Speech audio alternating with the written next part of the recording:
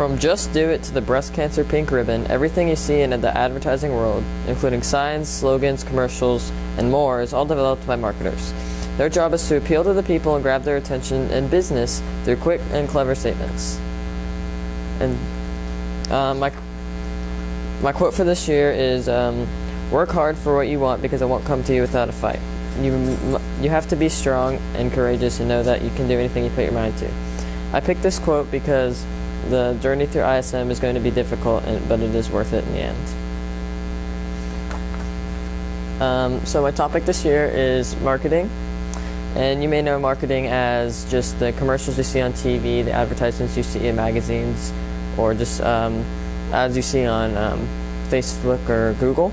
But there's much more to marketing than that. You have to keep up with your ads. You have all the analytics behind it to know how your ads, how effective they are, and how your product that you're trying to sell is doing. And there are also many types of marketing. Sports, business to business, business to consumer, and digital are just a couple. Business to consumer is the one that you have all the commercials on TV for. Sports and business to business and digital marketing are a little bit more behind the scenes, but you can see digital marketing through the internet mostly. So this year I've had 6 interviews, 2 in sports marketing, 1 in business to business, 1 in business to consumer, and 2 in digital. So far, the topic of marketing that I really was most interested in was business to consumer with Miss Ebert. The office at Dr. Pepper was very nice. The environment was open. There was a lot of products you could see what other people had worked on and succeeded on. I thought it was very interesting. I also learned a lot about what their job is, what they actually do, and how Miss Ebert has to actually develop products sometimes and work them from the ground up and then market them. And I thought that was interesting. I thought that might be something I would like to do. And then in my interview with Mr. Ebert, I learned a lot about business-to-business marketing, which I actually really didn't know existed until my interview with him. I actually read an article he wrote about it so I could learn more. But he talked about how business-to-business is a lot more, it's not as many emotional appeals because businesses are looking for a return on investment.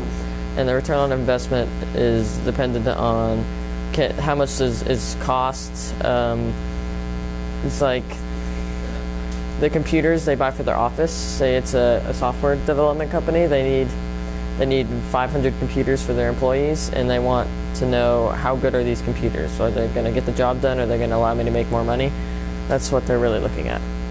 And then my sports marketing interviews were actually on the same day as Mr. Ebert's interview, so I had 3 interviews in one day. My interviews at the sports marketing agency were very interesting. A lot of what sports marketing is, it's the advertising of sporting events, get you to buy tickets, partnerships with companies at stadiums like Whataburger at the Star and AT&T and the Cowboys. And that was very interesting. The offices there were very open. There was a very relaxed environment. You had people in their khakis and sports team shirts appropriately. And the interview with Mr. Rhoda was a lot more just basically what I would be doing, not what he does, because he's the president, like the CEO of his company, so it's extremely unlikely that I would be seeing a position like that at a college. But the interview with Mr. Kearns was a lot more insightful into what I was going to be, what I would see if I went into this. A lot of Excel spreadsheets, analyzing how your campaigns are doing, keeping up with projects for customers. It was very interesting to see all of the work that goes into it. And then my 2 interviews at Digital were with a sales operation. He works with the customers to try and sell the products, and he doesn't do as much marketing as he does just sales. I mean, he has a degree in marketing, so he was very knowledgeable in what went on, and his brother works there and does the campaign managing. So the digital campaign managing really is just the Facebook ads, the the Google, the first three or four results when you Google something are always paid ads, so that they're the first ones you click on. And that's what he does. He runs those behind the scenes, the ones that will target your, say you go on Amazon and you look at buying, I don't know, a hoodie. You'll see ads for a hoodie for 2 weeks, similar hoodies, because they know that you're in the market for one, so they're gonna advertise to you. And that's where a target audience comes into play. So you have to know the people that you're selling it to. So you have to know like who they are, what their age is, what their gender is, their economic standpoint, so you can price your product. You have to. All this comes into play when you're marketing, because a lot of different age groups watch different or use different entertainment methods. Like social media is very common for 20 to 24-year-olds, and 60 and 65 plus is actually the two most social media using groups. So if you're going to try and sell anything to either of those two age groups, then a very effective way to do it is through social media ads, like your Facebook ads for I don't know, dentures or something. Well, and you also have to know what appeals to them, like what methods. Does an emotional appeal work better for women than it does men? Most of the time it does. So you know the SPCA, or is that what it's called? The little, you see the pets, the pet adoptions with the music. That's always targeted more at women, because men are normally not on the channels that those are aired on. They're on sports channels, so that's where you have your NFL Sunday Ticket. So it's all about who you want to market to, and that's how you market. You have to choose where you're marketing to. Another thing that marketers will do is they'll build up brand recognition and loyalty. So what brand recognition is it's the jingles. It's say you have Milestone Electric, right? The whole Milestone Electric will fix it in a flash. So the whole goal of that is, like, you know that people aren't always looking for an electrician, but when they are, the first one they'll think of is, oh, there's a catchy jingle. So they go and they look at Milestone Electric, and that's who they're gonna get their service from, because that's the one they know. Also, customer service is very important, because then you can get networking from your consumers. If they have a very good experience there, they're going to recommend you, and they'll come back if they need it again. So building up brand recognition and loyalty is very important to marketers. Also, analytics. Well, analytics are what allow you to see how your ads are doing. They see how many clicks your ads have gotten.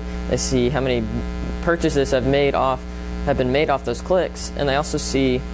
They just allow you to see how effective your advertisement and marketing projects are. Without them, it's very hard to see how they're doing and what you need to change in order to make your campaigns more effective. In order to make them more effective, they look in those analytics and they adjust whatever's lacking. So say they're not getting many clicks on their ads, well, they'll have to redo their ad and make a better one that'll be more effective. They'll have to another way they do this is like reviews. Yelp. Say they're a restaurant, they have reviews on Yelp, and they can see those as well, how many stars they've gotten, what people have said, and they can use that to adjust how their business is running. Digital marketing it's marketing online. It's using those online ads, company websites, social media, and again Yelp and stuff like that, reviews. This is, with the technology really taking off in the past 10 years, so has digital marketing. It's allowed companies to reach a much wider audience a lot easier than before, and less expensive, so it's a really popular method of advertising nowadays. A couple that you might see are like the social media accounts that recently, the one I can remember is the Kit Kat thing. The guy had a Kit Kat stolen or whatever, and the Kit Kat marketing team decided that, okay, we're going to send this guy a bunch of Kit Kats in replacement, and it went viral as an advertisement, and it did its job. More than likely raised Kit Kat sales in the next few days. So the use of social media and digital marketing is very effective and has been really taken off in the past couple of years. So human resources is what a lot of the people I interviewed said was the most difficult part of their job. It's really not specific to marketing, but communication skills are very important in any business. And so they said it was very difficult to deal, because a lot of them are managers, to deal with their employees and coworkers who aren't happy or aren't performing to standards. But it was necessary, because if you don't do this, then your company's not going to succeed, because you're not going to have the drive or the correct employees. It involves like hiring people if you're in a manager position, firing them, and then telling them like, okay, we're going to have to fire you if you don't do this in the next blah blah blah. Another difficult thing, especially for marketing agencies like business to business, or what agencies just deal with other companies, is dealing with problems that they have. Like, it's all about perceived effect. So for your advertisements could be the most effective advertisements ever, but if the consumer doesn't think that they're working, then they're going to be unhappy. And so you have to appeal to the customer, regardless of whether or not you think you're right.